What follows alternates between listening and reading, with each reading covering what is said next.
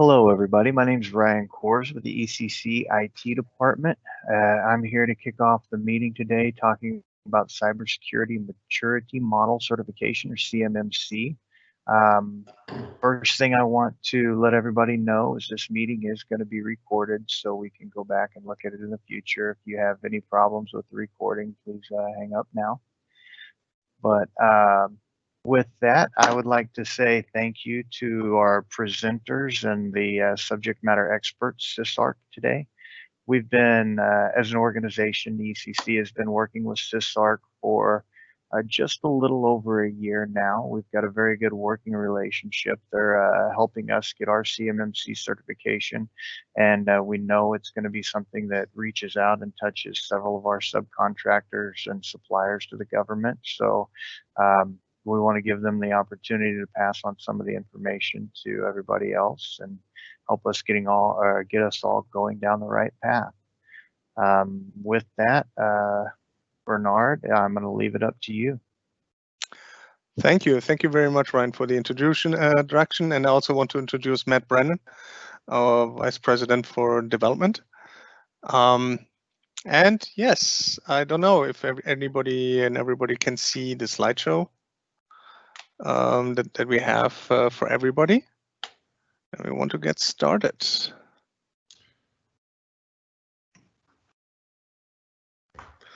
So want to start with the agenda, and yeah, Matt is. Yeah, so I appreciate, Ryan, thank you for the introduction. You guys giving us this opportunity, this platform to share our knowledge and background with CMMC and cybersecurity and how we could potentially be of help to your subcontractor base. Just a couple of quick housekeeping items prior to getting started.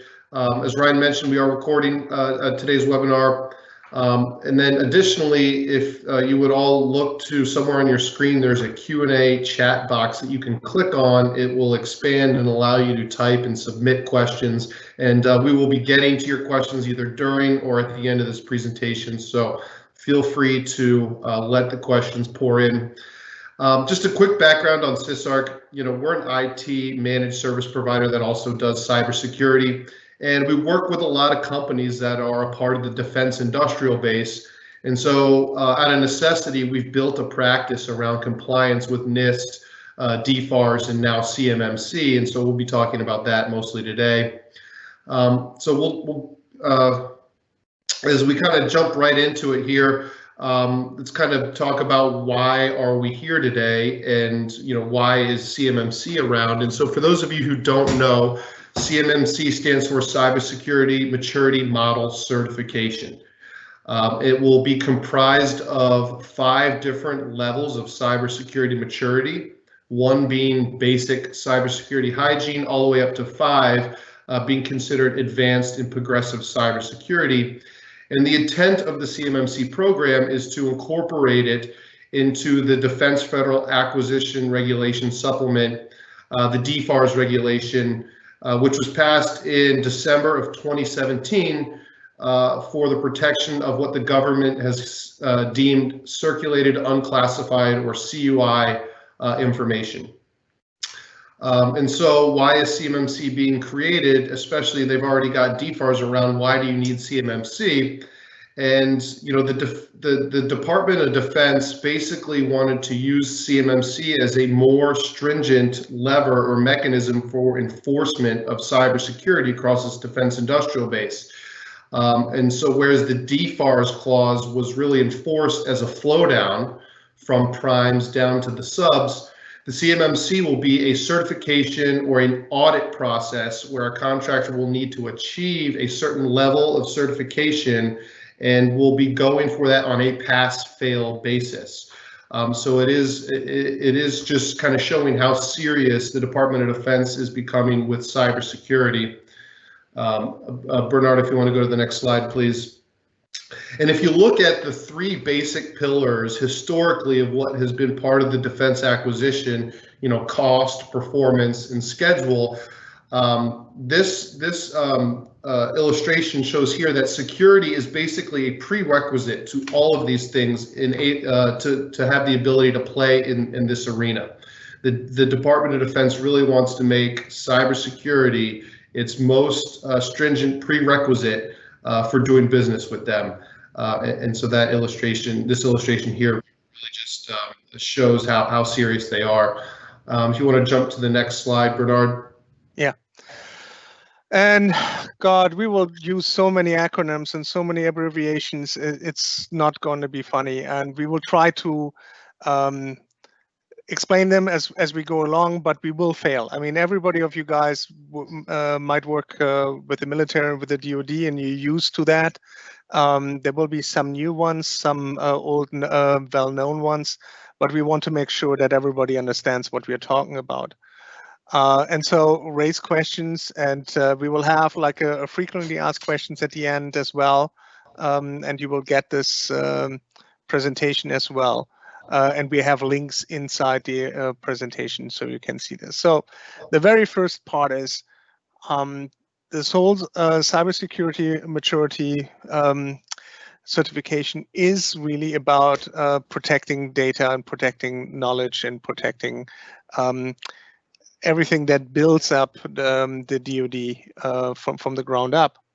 And so the idea is not everything is classified. And so the covered unclassified information was born. It is written down and it's regulated by the National Archives for the whole government, not just for the DoD. But the DoD itself had always already something that was beforehand and was afterwards. So very often you will actually find that FOUO, for official use only, is sometimes synonymous. It's not exactly the same. There are fine, very fine differences. But if you know that something is FOUO, then it's definitely CUI. But there's also other CUI information on top of that. That was defined in 2018 and 2020. This year, directly from the get-go, the DoD brought new instructions out and really defined this further for the DoD. So what does this all mean? What is CUI really when it comes down to? And that's the next 3 bullet points. Everything you get from the government for a project, everything that you need to fulfill for the contract, and everything that you deliver as part of the contract. So, and we're talking about data. We're not talking about hammer and nails. It's like the plans, everything that went into the research for the plans and so on. Caveat that I want to bring in there at first. We had said everything that you get from the government, and technically everything that you get from the government should have been already marked CUI. And as you all know, that was not always the case, or that was very seldomly the case. This has changed with this new DoD instruction, 5248. Up to now, it's supposed to be, everything is supposed to be correctly marked. This has been a little bit of uproar within the government because the DoD they didn't want to do this, and it's extra work, but it has to be done so that we actually know what we have to protect on the outside as well.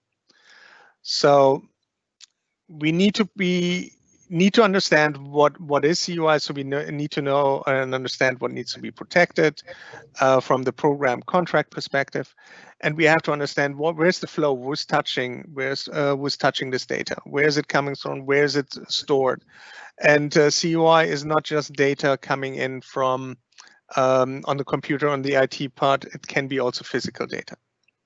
So the other acronym up there, the abbreviation FCI, Federal Contract Information.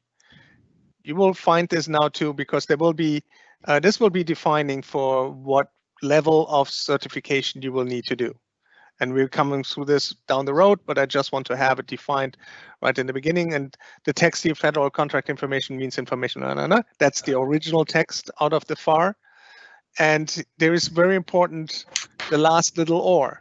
Simple transactional information such as necessary for process payments. So POs and invoices are covered under FCI. Yeah? So that's comes back. We will come back to that later on and just see it why that is important. Okay, so Matt. Yeah, so let's take a look at a timeline for this year. You'll see that in Q1 of 2020, the CMMC Accreditation Board was officially up and running, and they had begun identifying and accrediting and vetting who they will be training to be the certified third-party auditing organizations. These companies will be performing the certifications. And then most importantly, on January 31st of this year, version 1.0 of the controls, the standard was released. And so for companies who want to understand what to do, the controls have been made available. So, you now understand what controls are going to be compromised of the different level or comprised of the different levels. Q2, the CMMC rule-making process had kicked off. They developed training materials for the third-party auditing organizations who they are still training. And then most importantly here, the Pathfinder program kicked off. And so what the Pathfinder program is the DoD wanted to select a group of contracts that would be essentially the guinea pigs for the CMMC program. But what they did is they identified high-level contracts that they basically wanted to have these folks first in line for audits. And so that's a total of 10 contracts. And I believe of all the primes and subs working on those contracts, about 1,500 companies will be part of that Pathfinder program. Q3, as we are vastly approaching Q3, the certified third-party auditing organizations will be fully trained and available to begin audits for that Pathfinder program in July and August. And then finally, as we move to Q4 at the end of this year, RFIs, contracts will be required to include the CMMC certifications. And in a lot of cases, you will need to go out and get your certification upon award. This, because of COVID-19, has basically been pushed into 2021. So for most of you out there, you will not need to go out and get your certification until the very earliest January of next year. One of the other thing is the overall timeline that has been discussed. And the DoD acquisition department wants to have everybody certified within 5 years. So by 2025, everybody is supposed to be certified because by then it will be written into every contract. There's still some steps necessary for that. It hasn't been law yet. It is not part of the DFAR yet, but this is the goal. In 5 years, that will mean that every new contract, every new bid will be impacted. It will not be done retroactively. Existing contracts will not be changed to include the CMMC. It will be all new contracts. So let's talk a little bit more about what the CMMC actually is. It is built on 2 pillars. The one pillar is you do the right thing.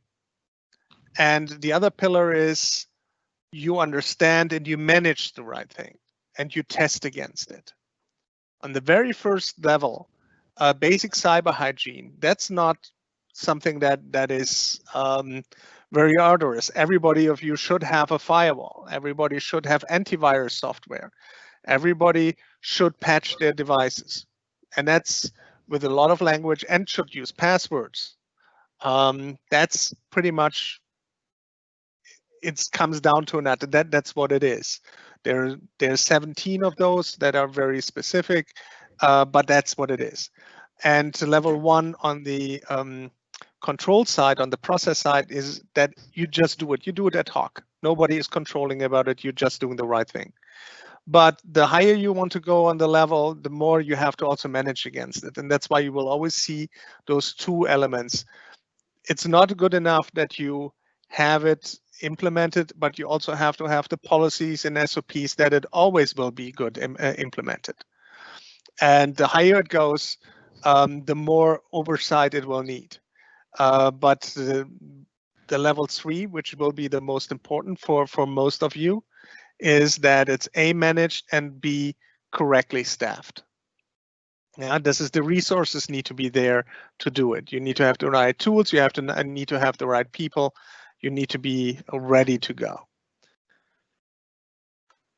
So, and just to drive it home a little bit, ad hoc is where a lot of you guys are. We have seen this. We have gone now by almost 60 assessments by now. And a lot of companies, especially when they're more on the manufacturing side, are 50% or less on the way there. So they do most of the right things. They all have the 17 controls right. They're 50% there for the 110 controls of NIST 800-171. It's one another acronyms. And they can present themselves, but if they would be really attacked, it gets very hard. Level 3 is the good cyber hygiene, where you actually have to be where you know what's going on in your network. We are not talking so much about 4 and 5, when it's really you need to be ready to defend yourself against nation-state attacks. And state of the art is where you almost fight back. So we don't want to concentrate ourselves today in this presentation that much over that. So we will concentrate ourselves between level 1 and level 3.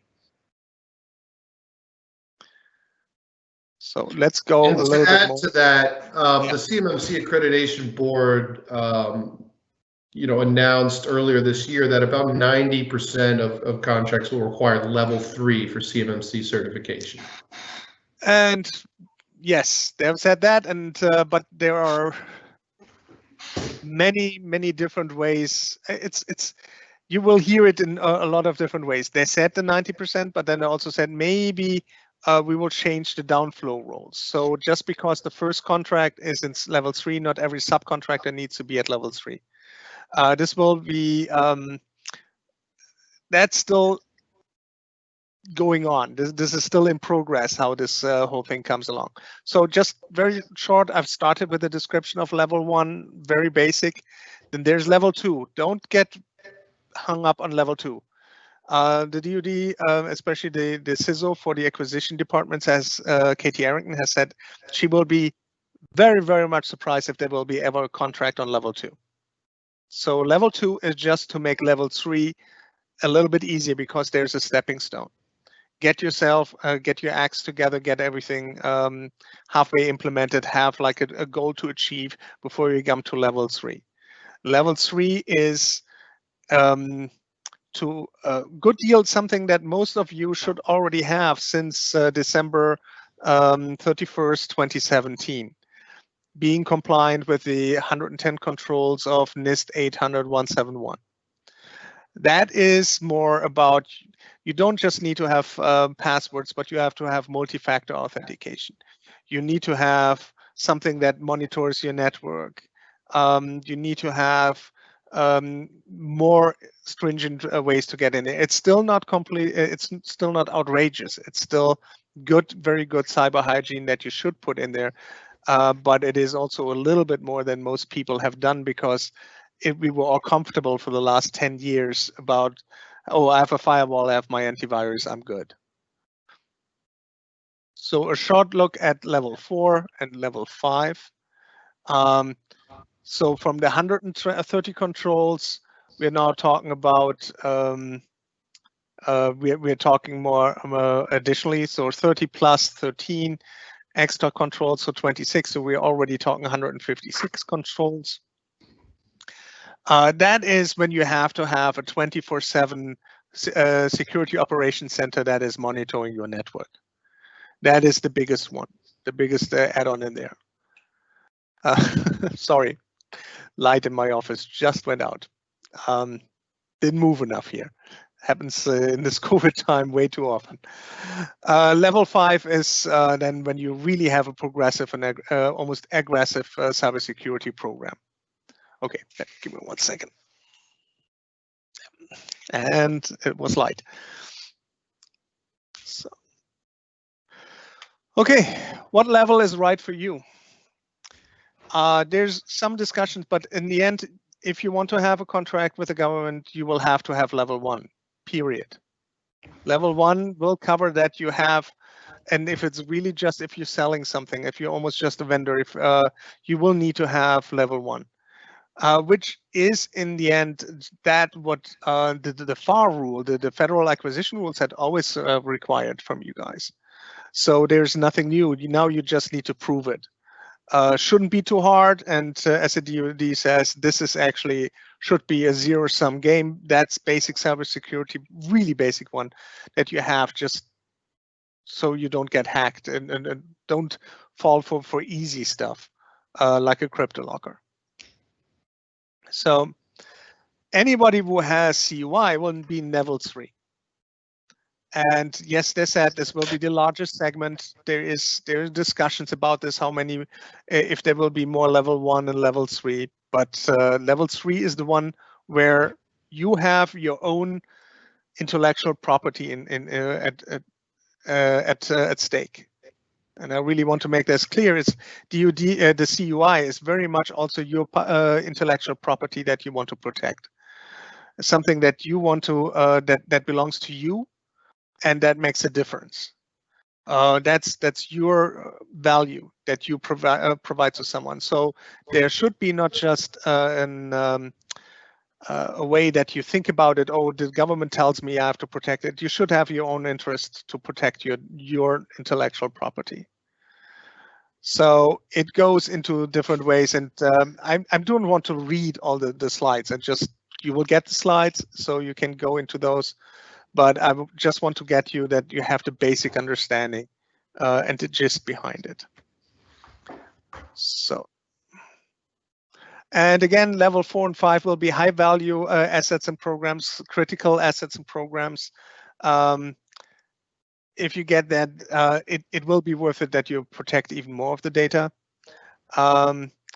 Again, the DoD is supposed to mark the CUI better, so you know actually what to protect better. But again, everything that you produce for this contract, when there is more than just something that you have off the shelf, if there is your intellectual property in there, then it becomes CUI. And that's really something I can just repeat and repeat and repeat. So this goes there. So before that, it was like, as Matt said, it was drawdown. The prime was responsible for the subs. Now everybody needs to be certified by the award of the contract. That's at least after the Pathfinder project is gone. Yes, the question had been there. You will get the slides, and Ivan had promised that everybody gets that. Yeah. Does it have any size regulations? No, but there is a difference in how much effort you have to put in it depending on your size. There will be no exceptions for under 10 people or something like that. It's where you put your data. You still need to protect your data. I'm working with subs that are under 10 people, but they work in the nuclear power constructions, and definitely the data still needs to be protected. Size is not the matter in this case. Yeah. Matt? All right, so I did see a question come through, and it's addressed right here in this slide. So, you know, Bernhard kind of went through a lot there, and you know, our goal as a company has been to make this simple for you know, defense industrial base contractors. And so the first step for anyone that's looking to get CMMC compliant, or even DFARS compliant for that matter, is to go out and conduct a readiness assessment against the standard. And for instance, CMMC level 3 being a standard comprised of 130 security controls. And so basically what you need to do here is conduct a gap analysis against your network versus these controls. And so, you know, we've been doing this for a number of years. We did this for ECC last year. And so we've actually partnered with a software company that has allowed us to, you know, get these assessments done in one day. And the deliverable for these assessments and the kind of documentation that the government is looking for are two things. The first is a system security plan. And the second is which is basically just a description of the network. And the second is a plan of action with milestones, which is actually your roadmap for mitigating or remediating any compliance gaps that you currently have within the controls. Now, for CISARC, our goal has been to make this, cost-effective and feasible for small business, as the large prime contractors are flowing the DFARS, regulation down to the subs, and CMMC will be affecting, most subcontractors of the defense industrial base. So it is our goal to make this process, pretty expedient, but also very cost-effective for small business. And the first step is always to conduct that readiness assessment against the controls standard. Bernard, next slide, please.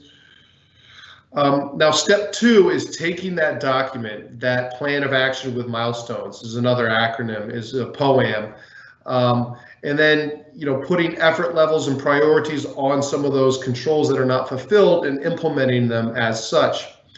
When we create a POAM for a customer, we assign dates to the particular milestones, with an understanding of what the company's budget allows for, but also what the timeline should be for them getting compliant. Because if we look at CMMC, each control is going to have to be implemented as it is a pass-fail, certification or audit. So this step 2 is really an important, part in being prepared for a CMMC certification.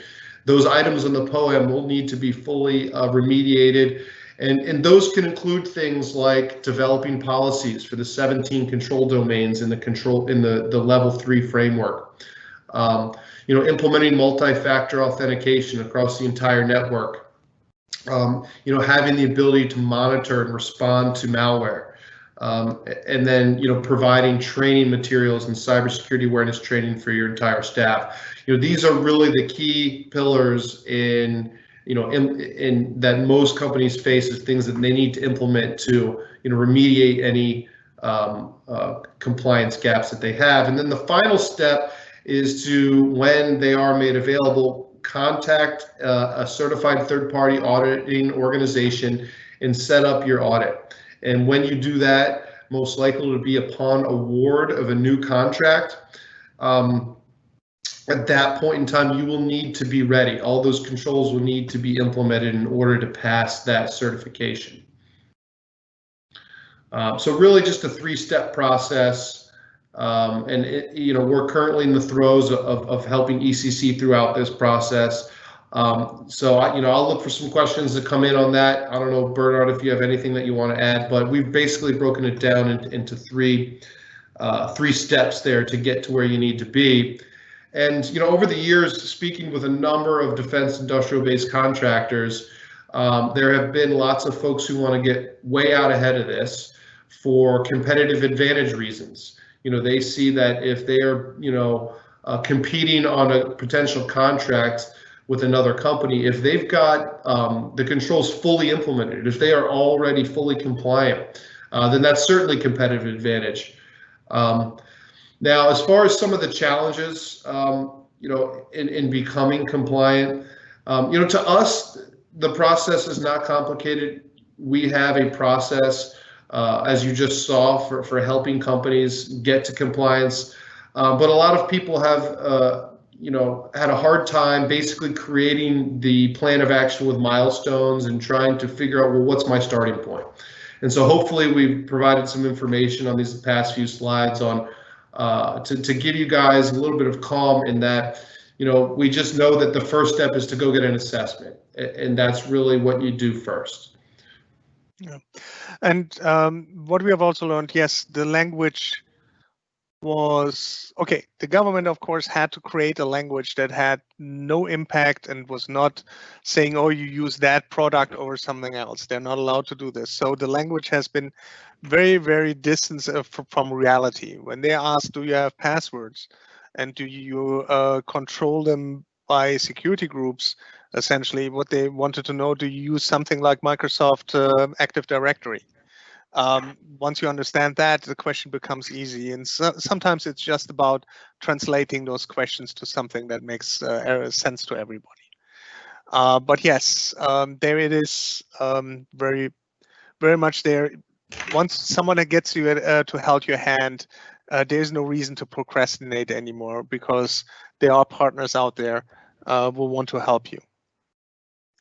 So the takeaways: we are less than 1 year from, it's less than 1 year from the time that you get certified.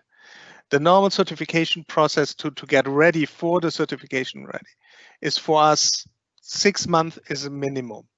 So don't stop right now. Don't think, oh, this is let's wait until the next rules and everything is completely hammered out. What you have to fulfill, those 130 controls are out since January. Get yourself educated more and see what you can do, what you have already implemented. That's the gap analysis that we talked about. Figure out what is the gap, what you need to do from now to there to then. On the other hand, it's like before, don't wait, because technically you already need to be compliant right now, because the DFAS already said you have to be compliant with these with NIST 800-171, which is the biggest part of the CMMC. And as I mentioned before, it's your own data. It's something that you own. Protect yourself. Get yourself ready. There are a lot of bad actors out there, and you are target. You're target in many ways. Ransomware has now a median ransom request of $100,000. So it can be expensive to be vulnerable. We have more of those resources here. Very important. The acquisition OSD website, that's the original one, where you get the controls directly from. And the CMMC AB, that's the CMC Accreditation Board, that's is still the process of how rebuilding the infrastructure so you can get accredited and you get the certification.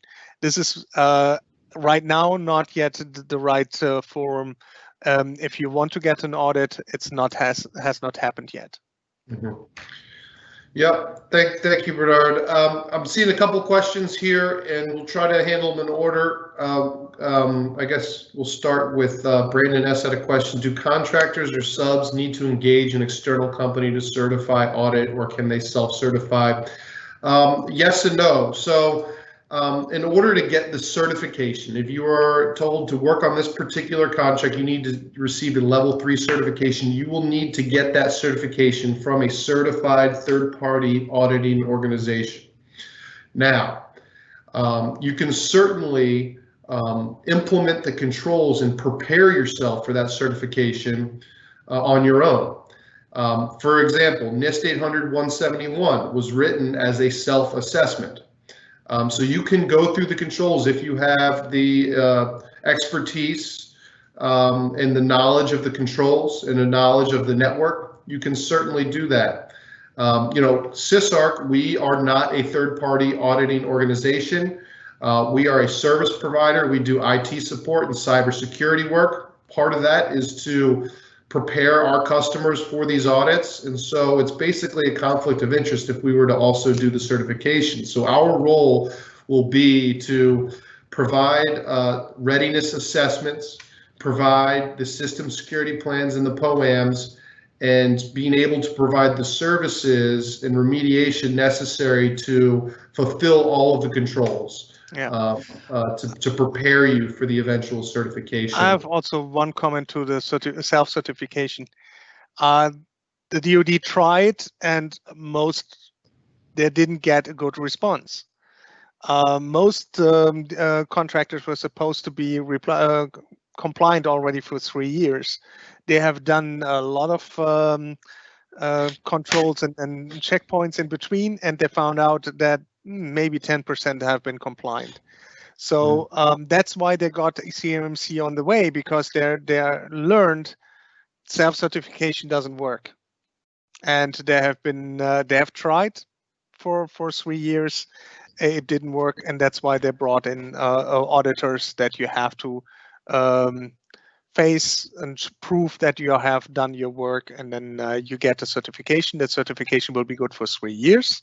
and then you would have to get recertified. Yep. I see another a question that came in, and we received this question quite a bit over the last few years, is, okay, so what about, our environment's 100% in the cloud, we're using Microsoft Office 365. Doesn't that mean we're all compliant, or does that mean that we don't have to do anything? And being in Office 365, depending on your license, will certainly help you satisfy a portion of the controls.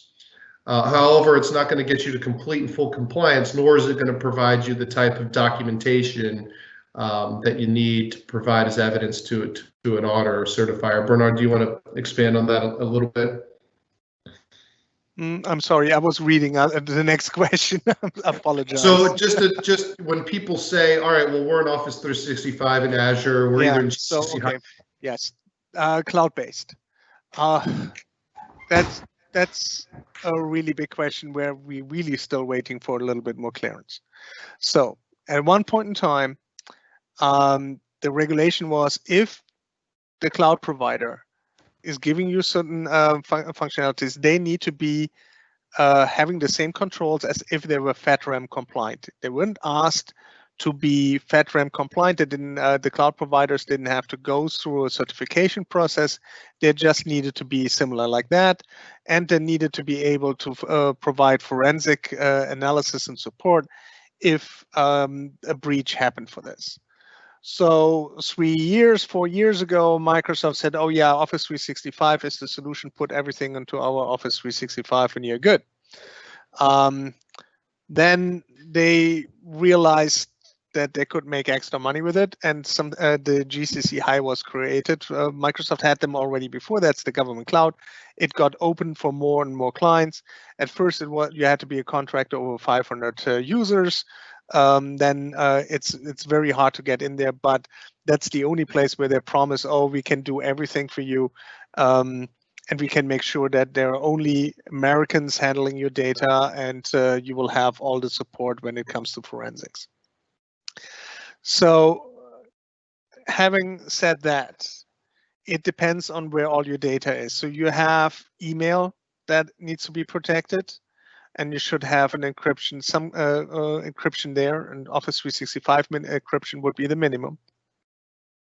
And you need to have a place where your data is. Microsoft says there are FedRAMP medium compliant with Office 365, but they don't want to guarantee it. There might be different solution for it. This is a very, very, very delicate discussion right now, and we hope that the Accreditation Board will give us clearance or clarifications within the next 2 months about this. Where does everything go? QuickBooks, Dropbox, we would have to see. A solution like Dropbox, some of them have, like Box, and others have solutions that are FedRAMP compliant, and that would definitely be preferable. So if there's a government version of those services, use those. Sometimes it's a little bit more expensive, but there are solutions out there for this. And again, cloud-based, here's the other part is, you still have to take care of your workstations. If everything is in the cloud, you still have your laptops that you need to secure. You still need to make sure that your laptops and your little networks that you have a security. So the cloud alone is not something that that works. So there are so many. I have to scroll now. Go ahead, if you see the next one. Yeah, so I'll read a couple, Bernard. How do we know what level we are in cybersecurity? Well, to know what level you currently are, the best thing to do is conduct an assessment against the standard that you will need to attain. And you will be notified by the contract you are working on, or the RFI you are responding to, what level of maturity you will need to reach to work on that particular contract, most likely being either 1, 3, 4, or 5, with most people falling into level 3. And so that standard is 130 controls, and to know where you are now, I would conduct an assessment or gap analysis against those 130 controls to get an understanding. Yes, so very short, the little bit of like little shortcuts do you think? If you don't have policies for everything, and you don't necessarily know if you have everything staffed correctly or resourced correctly, then you are maximum level 1. If you do the right thing, you are level 1. You really need to go this one extra step of looking at your data. The next question that I see, as a WSOB hard-tile material supplier selling to general contractors, was our responsibility to the government. You most likely will get a level 1 certification that you need. They're still up for some discussion, but a level 1 shouldn't be too hard to achieve.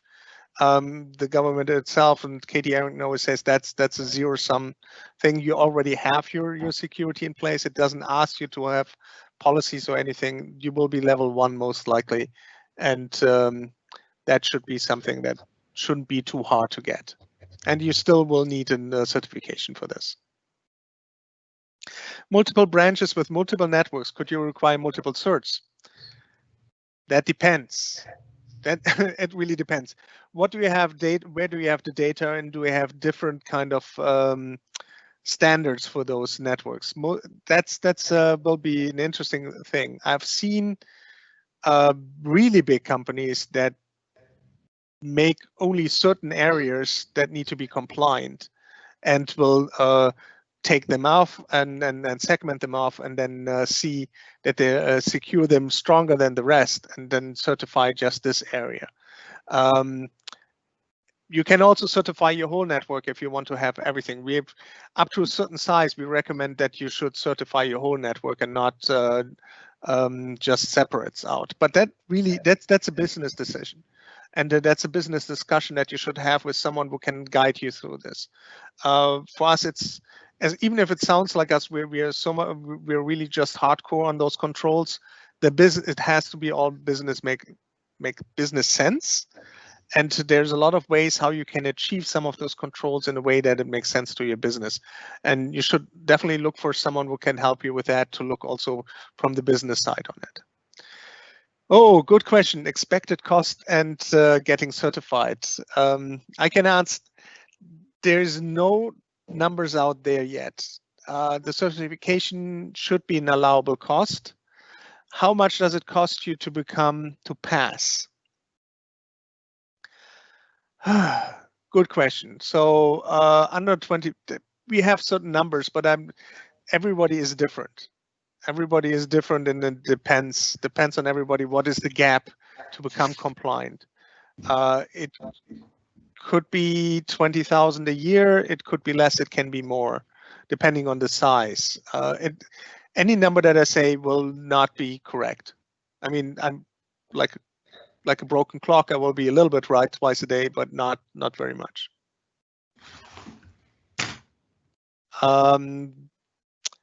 Subcontractor to a prime, what level do you have to obtain?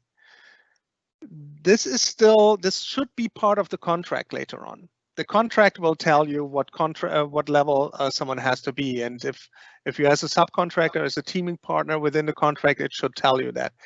Clearly, they went away from the thing that if the main contract is level 3, everybody should be level 3. That has been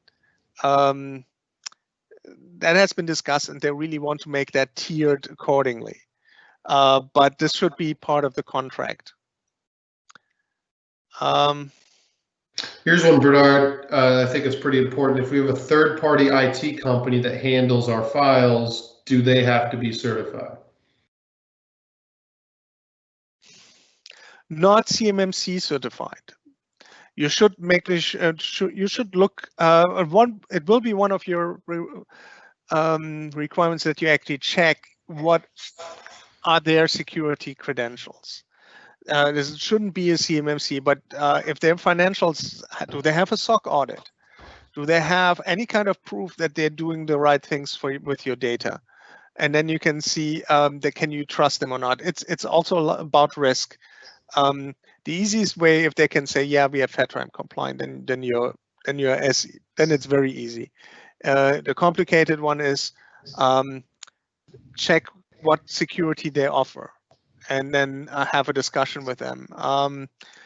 everybody who was handling employee information should have already some pretty good information security in place, because PII and other information that needs to be protected.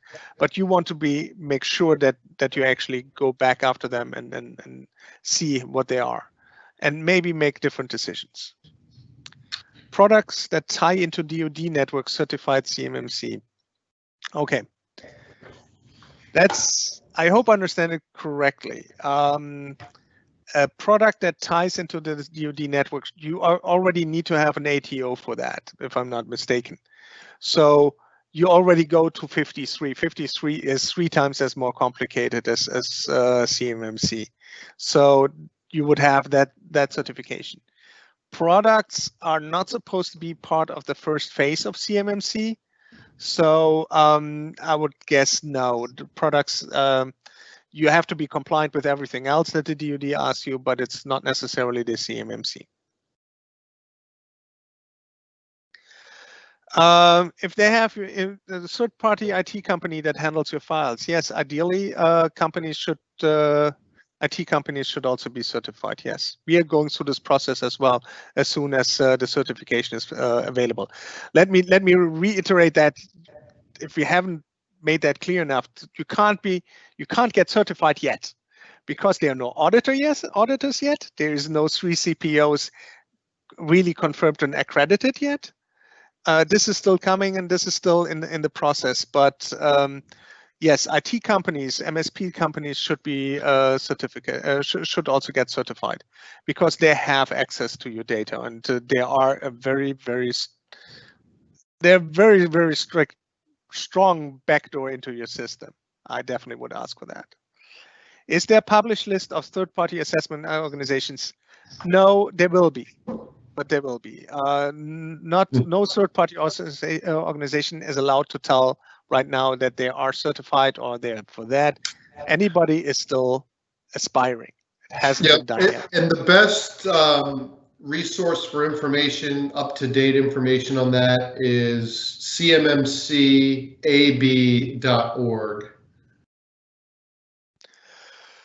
Yeah, if you're working from home through a portal, will the portal on your home laptop always be certified? Yes, that's more complicated. In some ways, yes, but it is not about a certification of one computer. It is about the services. That's too specific. I would have to know a little bit more in this part for question to be more precise in that one. As a company, even if you have only one computer and all the data is in the cloud and you have only one computer that you access it, I'm still very interested in how they will handle it. There's a talk about having a very specified, specialized assessor group just for level 1, because there will be a lot of companies like that who have like 1 or 2 computers, who have maybe 10 computers, everything in the cloud, and they just need to have a level 1 certification. We're still waiting for guidance for this one. So that's, yeah, I have to defer on that question for time. It will come. There will be answers in the next couple of months for that, but we will see. One computer will have a lot less of trouble to fulfill most of those controls. It only really becomes troublesome if you do it actually for a lot of companies. If you have certain tools will actually help you to make sure that you are compliant. Okay. Do we have any more questions, or did I miss any questions? I see there's one question here about, do we have any recommendations for certified third-party auditing organizations? At the moment, no. Those companies have not been made available yet. They're still receiving their training, but they will be, as soon as they will be made available, we'll have recommendations. And again, as far as readiness assessments, companies like SysArc are the ones out there doing that currently. Oh, I think I overlooked a question here. Are there employee policies for that? That would be in employee manuals. Yeah, you will have to. There will be policies for that, and there will be templates all around in the world for it. There will also be people like us who can help you with the policies. There are many ways around it. Policies will be important part. I'm pretty sure there will be a cottage industry for that as well. I've already seen it.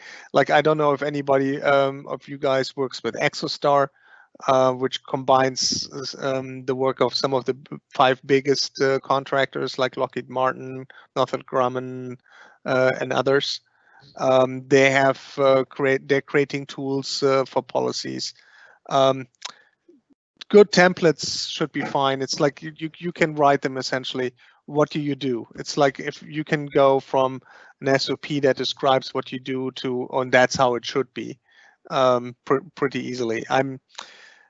Policies is sometimes scary because it's a lot of work for bigger companies. It has to fit with everything, and it's time intensive. But there are ways. There are ways to deal with that. Mm-hmm. You want to go to the next slide, Bernard? Oh yeah, sure. But that's actually already just who we are. Yeah, why don't you go to the final slide? Okay, yes. So that's, by the way, in the slides will be a little bit of our, and then that's where we are. Yeah. Yes.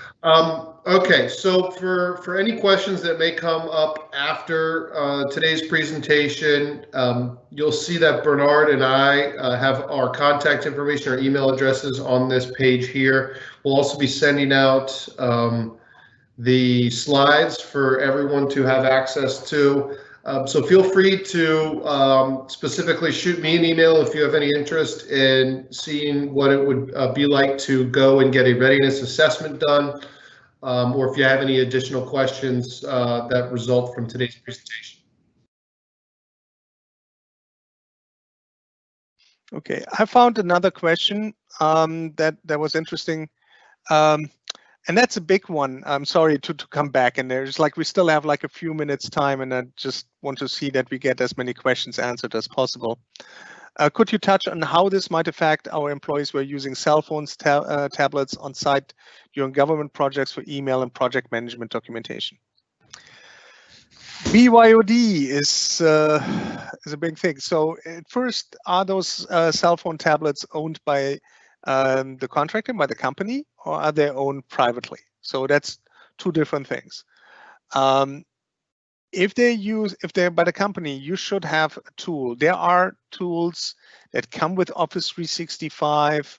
This comes with other cloud solutions, for instance, where you can put an MDM. An MDM is a mobile device management tool on there, where you can make sure that if the data gets stolen, it can get wiped. If the cell phone gets stolen, it can get wiped. If there is anything else happening, and you can have extra security on there. By the way, one of the big ones that I always have to tell them, even your phone needs an antivirus. Don't think that you're safe from viruses on your phone. If anybody of you doesn't have antivirus software, just go online. Get yourself an antivirus software. There are a lot of free ones. Any of the free ones is better than having none, by the way. So, old pet peeve of mine. See, it's the government document. Okay, yes, here is the government.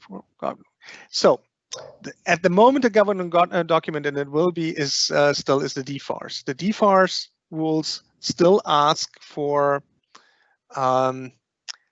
being compliant with the self-assessment for 171. At the moment, the DoD is working on rewriting the DFARS. It's supposed to happening every month now, that the DFARS will be changed from be compliant with 171 to be compliant with the CMMC. At the moment, the law of the land is still you have to be compliant with the DFARS rules, saying you need to be having NIST 171 implemented. Yeah, that's another key takeaway here, guys, that we failed to mention is the DFARS rule is still in effect. So for those of you thinking, well, you know, we've got a few years here to get ready for a CMMC audit, Essentially you were supposed to have been, if you're working with CUI data, aligned with the 110 controls in NIST 800-171 as a part of the DFARS clause going back to December 31st of 2017. So the time is now really to begin this if you haven't already done so. Good question coming here from Guam. Location does not matter. It depends on the contract. So the contract matters. If the contract asks for it, then it should specify what you need for the location. But in general, it will. It's not that important where it is. So interesting. I don't know how many of you guys are familiar with ITAR rules, where it's very important that you have only Americans touch things and so on. The CMMC and the NIST 171 doesn't ask for nationality as much. They just say whoever needs to have access needs to have, not even a need to know, but it should be done by least privilege. So they're not as much interested in where it is. It will be in every contract. That's the promise that Katie Arrington has given on every speech. In 5 years, it will be on every contract. Can you use a Prime's computer and email server during? Yes, actually, this might work. I've seen other Primes who are doing it this way, giving out a computer and using the data from for them for the subs. It depends on the Prime if they want to do it, but yes, if you become part of the network of the Prime, then that would be compliant. Yes, it's about the data there and the data flow, not so much about anything else. Sorry.